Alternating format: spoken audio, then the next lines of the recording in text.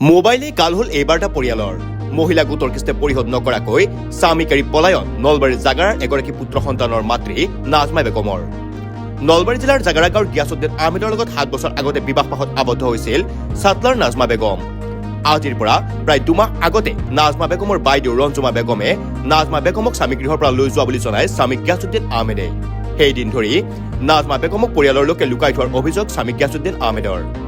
গিয়াছুদ্দিন আহমেদে আৰু নাজমা বেগমৰ একমাত্ৰ পুত্ৰ সন্তানটোক মাতৃৰ লগত ফোনযোগে কথা পতাৰ সুবিধা দিয়া নাই নাজমা বেগমৰ পৰিয়ালে। স্বামী গিয়াছুদ্দিন আহমেদে বিচাৰ খোচাৰ কৰিও সম্ভেদ উলিয়াব পৰা নাই পত্নী নাজমা বেগমৰ। নাজমা বেগমৰ পৰিয়ালে 5 বছৰীয়া একমাত্ৰ পুত্ৰক নাজমা বেগমৰ মৃত্যু হোৱা বুলি জনাইছে বুলি কয় গিয়াছুদ্দিন আহমেদে।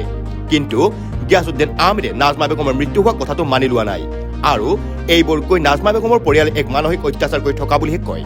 উপায়ন্তৰ হৈ গিয়াছুদ্দিন আহমেদে বেলখৰ আৰক্ষী থানাৰ কাষ চাপিছে। কিছুদিন পূৰ্বে নাজমা বেগমৰ অন্য পুৰুষৰ লগত মোবাইলৰ কথা পতা ভিডিঅ' কল কৰা কাৰ্যৰ বিৰোধিতা কৰিছিল স্বামী গিয়াছুদ্দিন আহমেদে। তাৰ বাবেই স্বামী স্ত্ৰীৰ মাজত আৰম্ভ হৈছিল সংঘাত।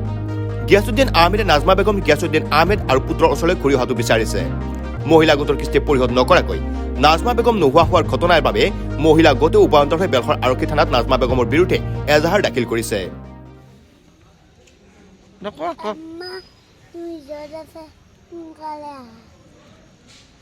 আম্মা ক'ত গৈছে তোমাৰ?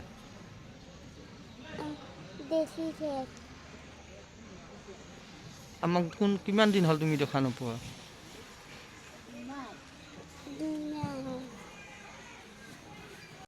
News desk report news any 365।